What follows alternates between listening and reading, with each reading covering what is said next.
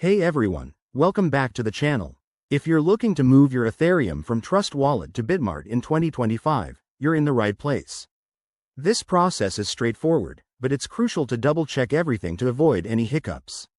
Whether you're a crypto newbie or just refreshing your skills, let's dive in step by step. First, ensure you have the basics covered.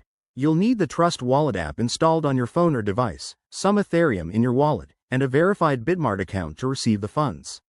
Always use a secure internet connection for these transactions to protect your assets. Step 1.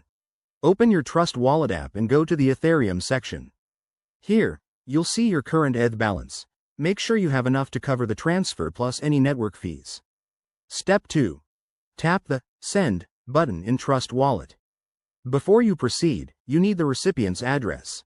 Head over to Bitmart, log into your account, and navigate to the wallet or deposit section. Select Ethereum as the cryptocurrency, and copy the unique deposit address provided. Pro tip: double-check that it's the correct network, like Ethereum mainnet, to prevent errors. Step 3. Back in Trust Wallet, paste the Bitmart address into the recipient field. Enter the amount of ETH you want to send, but leave a little extra for gas fees. Review all the details carefully. Wrong addresses can lead to lost funds. Step 4.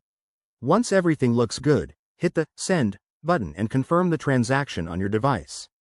You'll get a prompt to approve it, so go ahead and do that.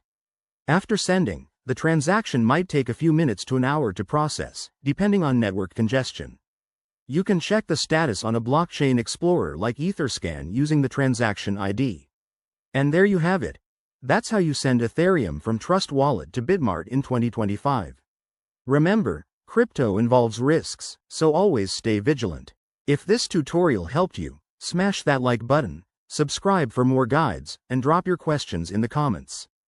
Thanks for watching, and see you in the next video.